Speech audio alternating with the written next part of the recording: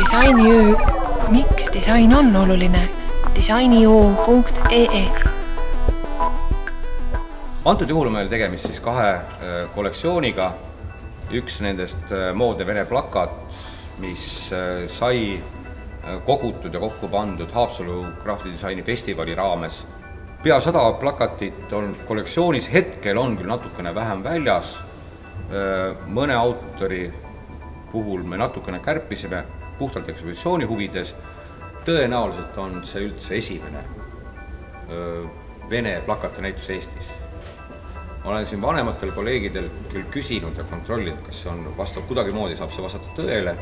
Ja kõik nad räägivad küll Balti plakatist, aga ütlevad täiesti siiralt, et jah, et nõukogude ajal vene plakatit põhimõtteliselt meie siis koduvabariik ei toodud. Minul seda kompleksi ei ole ja rääkimata ka sellest, et ma tean väga hästi, kuivõrd olulised on need vene plakatid ka Euroopa või ka maailma kontekstis.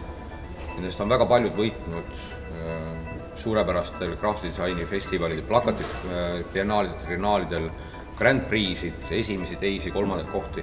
See näitus on siiski komplekteeritud viimase 5 aasta loomingust. Nii et see näituse nimetus, moodne vene plakat õigustab ennast, need ongi suhteliselt tänapäevased tööd ja nendele suurepärastele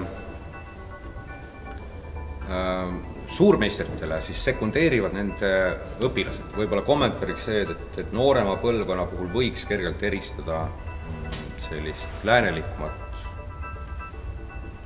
pildikeelt, vormikeelt. Ja vanem põlvkond toetub selgelt vene avangardi traditsioonidele.